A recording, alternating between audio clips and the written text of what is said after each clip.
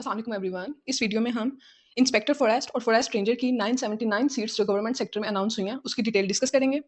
First of all ये seats day 1 से regular basis पे हैं। सो जो कैंडिडेट्स गवर्नमेंट सेक्टर में परमानेंट सीट एक्वायर करना चाहते हैं उनके लिए ये एक बेस्ट अपॉर्चुनिटी है। इसकी डिटेल आपके साथ मैं इसमें शेयर करूंगी। कुछ क्वेश्चंस हैं, कुछ एम्बिग्विटीज़ हैं कैंडिडेट्स की, जैसे कि इसकी एज लिमिट 20 से 25 साल है या इसमें एज रिलैक्सेशन भी शामिल है, क्वालिफिकेशन का क्राइटेरिया क्या है।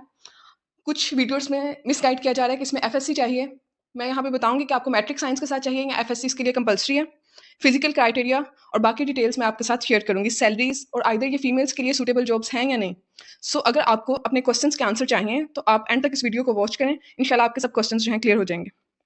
First of all inspector forest की BS 11 की सीट्स हैं जो कि 85 पोस्ट हैं।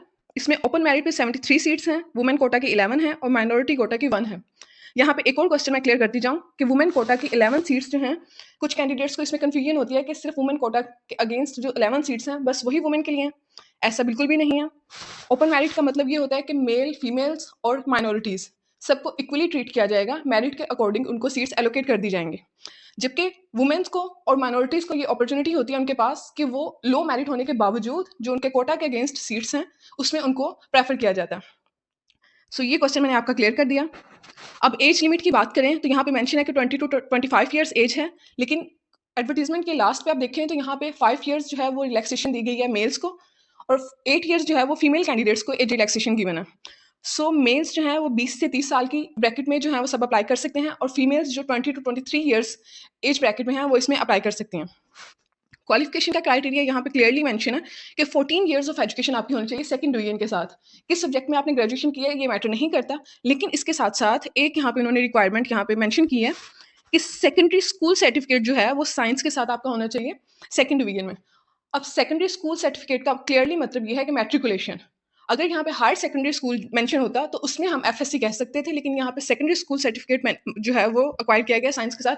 तो इट मीन्स आपको सिर्फ मैट्रिक साइंस के साथ होना चाहिए। उसके बाद इंटर और ग्रेजुएशन में आपने कौन से सब्जेक्ट ऑप्ट किए हैं वो मैटर नहीं करते। फिजिकल क्राइटेरिया की अगर हम यहाँ पे बात करें तो हाइट जो है वो मेल्स के लिए 5 फीट और 6 इंचेस होनी चाहिए। चेस्ट जो है वो 32 एक्सपैंड किए बगैर और 34 जो है वो एक्सपैंडेड चेस्ट जो है वो इसमें रिक्वायरमेंट है। ग्लासेस और विदाउट ग्लासेस अगर आपकी 6/6 आई साइड है तो आप इसमें एलिजिबल हैं। ये मैटर नहीं करता कि आपको ग्लासेस लगी हैं या नहीं लगी। ग्लासेस के साथ भी अगर आपकी 6/6 आई साइड है तो आप इसमें एलिजिबल हैं। इसके साथ साथ मेल्स को जो है 1 माइल और 1600 मीटर्स जो है ना वो रेस, रनिंग रेस क्लियर करनी है 7 मिनट में, जबकि यही डिस्टेंस जो है वो फीमेल्स को 10 मिनट में क्लियर करना है। फीमेल्स की हाइट की रिक्वायरमेंट यहाँ पे 5 फीट और 2 इंचेस है। आई साइड का क्राइटेरिया सेम है और डिस्टेंस मैंने आपको बता दिया कि जैसे कि 10 मिनट में फीमेल्स ने इसको जो है रनिंग रेस को क्लियर करना है। यहाँ पे आप देख सकते हैं कि डिवीजन वाइज जो है वो सीट्स को डिस्ट्रीब्यूट किया गया है। इसकी मैं एडवर्टीजमेंट की कॉपी जो है वो ऐड कर दूंगी PDF फॉर्म में, डिस्क्रिप्शन में आप इसकी डिटेल्स जो है वहां से देख सकते हैं।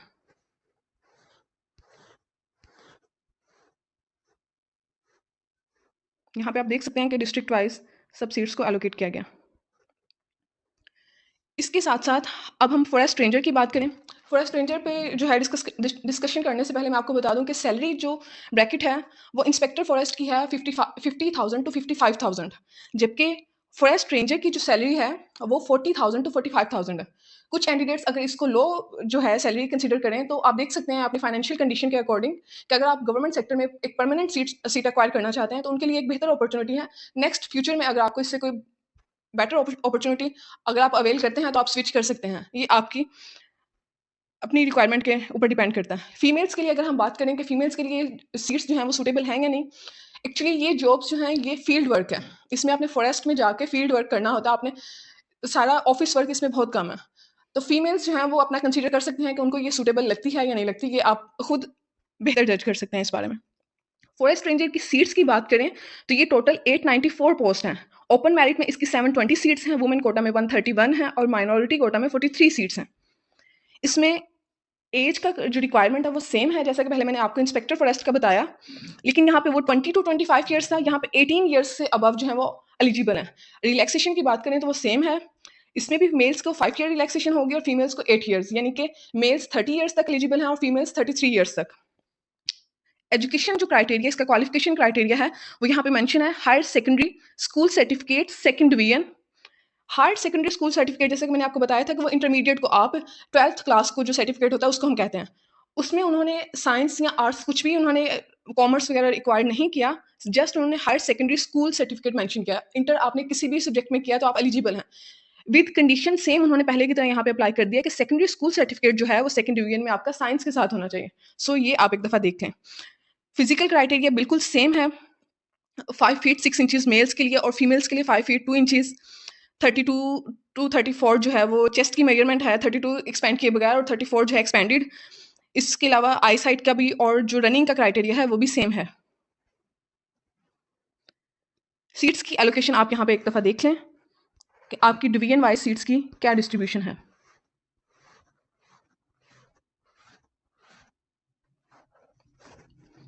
कुछ कैंडिडेट्स का ये क्वेश्चन था कि आप अपनी डिवीजन या एक डिवीजन से ज़्यादा डिवीजन्स में अप्लाई कर सकते हैं। जहाँ तक मेरी नॉलेज है, मुझे ऐसा लगता है कि आप यहाँ पे फर्स्ट ऑफ ऑल मैं आपको बता दूँ कि यहाँ पे पंजाब वाले कैंडिडेट सिर्फ अप्लाई कर सकते हैं। दूसरे सूबों के जो कैंडिडेट्स हैं वो एलिजिबल नहीं हैं। अब पंजाब में जो डिवीजन वाइज सीट्स को डिस्ट्रीब्यूट किया गया है, वो कैंडिडेट्स कन्फ्यूज़ होते हैं कि हम किसी और डिवीजन में जैसे कि मरी की सीट्स जो हैं वो ज़्यादा हैं, तो हम उसमें अप्लाई कर सकते हैं कि नहीं? मेरी नॉलेज के अकॉर्डिंग आपके डोमिसाइल पे डिपेंड करता है कि आप जिस डिवीजन का आपका डोमिसाइल है, आप उसी डिवीजन में अप्लाई कर सकते हैं। बाकी अगर किसी कैंडिडेट को इसके अलावा कोई इन्फॉर्मेशन हो, तो आप काइंडली कमेंट कर दीजिएगा। एज लिमिट का यहाँ पे आप देख लें, जैसे मैंने आपको बताया था कि 5 इयर्स मेल्स के लिए एज रिलैक्सेशन और फीमेल्स के लिए 8 इयर्स है। यही यहाँ पे मेंशन है। डोमिसाइल का भी बताया गया कि जो पंजाब के हैं, सिर्फ वही इसमें अप्लाई कर सकते हैं। नंबर सेकंड पे यहाँ पे लिखा गया है कि जो कैंडिडेट्स पहले गवर्नमेंट सेक्टर में सर्व कर रहे हैं, उनके लिए एनओसी नो ऑब्जेक्शन सर्टिफिकेट जो है वो मस्ट है अप्लाई करने से पहले। पंजाब जॉब पोर्टल पे आप इसमें ऑनलाइन अप्लाई करेंगे और इसके साथ-साथ आपने हार्ड कॉपीज़ भी जो इसकी ड्यू डेट है उससे पहले अपनी सेंड करनी है। एड्रेसेस जो हैं डिवीजन वाइज़ जो आपकी सीट्स एलोकेट हैं उसके साथ-साथ एड्रेसेस भी मेंशन है। तो आपने उस पे अपनी हार्ड कॉपीज़ को भी अटेस्ट करवा के ड्यू डेट से पहले जो है वो सेंड करना है। और अगर आप किसी कोटा के अगेंस्ट अप्लाई कर रहे हैं तो आपने वो भी ऊपर मेंशन करना है। फॉर एग्ज़ाम्पल अगर फीमेल्स ओपन मेरिट में और वुमेन कोटा दोनों में एलिजिबल हैं, तो उन्होंने इनवैलिड के ऊपर और अपनी एप्लीकेशन के ऊपर दोनों पे ये मेंशन कर देना है।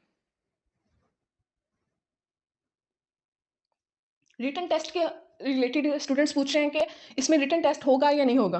पास्ट का अगर हम एक्सपीरियंस देखें तो पास्ट में रिटन टेस्ट इन जॉब से रिलेटेड होता था।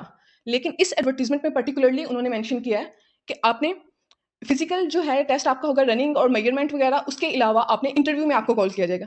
रिटन टेस्ट का यहाँ पे क्लियरली मेंशन नहीं है, लेकिन बेहतर ये है कि आप रिटन टेस्ट की बेसिक जनरल नॉलेज का जो एग्जाम होता है दूसरी जॉब्स के लिए, वही इसके लिए होगा अगर हुआ तो। आपको प्रिपेयर रहना चाहिए। अगर अनाउंस करता है डिपार्टमेंट तो आपको at the end of the time आपको कोई इसमें डिफ़िकल्टी ना हो। पास्ट में इसका रिटन टेस्ट होता रहा है। यहाँ पे अलबत्ता इसमें रिटन टेस्ट की कोई डिटेल डिस्कस नहीं की गई। इसके अलावा यहाँ पे एप्लीकेशन के बारे में मेंशन किया गया है कि अगर आपको आपके मेरिट पे किसी चीज़ पे कोई डाउट है, कोई इश्यू है आपको डिपार्टमेंट से, मेरिट के क्राइटेरिया जो उसके अकॉर्डिंग अगर जॉब्स को नहीं टैकल किया जाता, जो उसमें हायरिंग है वो नहीं की जाती, तो आप एप्लीकेशन लिख सकते हैं, आप कंप्लेन कर सकते हैं। ये सारी डिटेल थी। इसकी लास्ट डेट आप नोट कर लें कि इसकी 4th ऑफ मार्च जो है वो इसकी लास्ट डेट है। तो उससे पहले-पहले आप अपनी हार्ड कॉपीज़ और ऑनलाइन जो एप्लीकेशंस हैं उनको सबमिट करें।